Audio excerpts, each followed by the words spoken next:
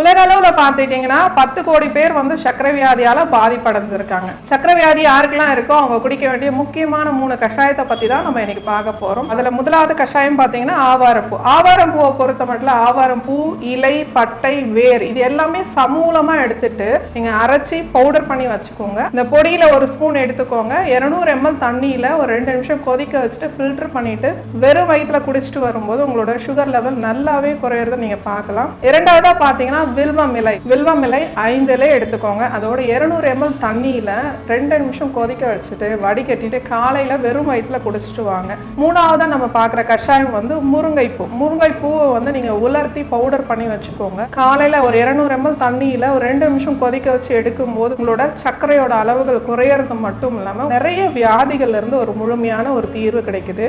சிவம் மருத்துவமனை, ஆரோக்கியமே வரம்.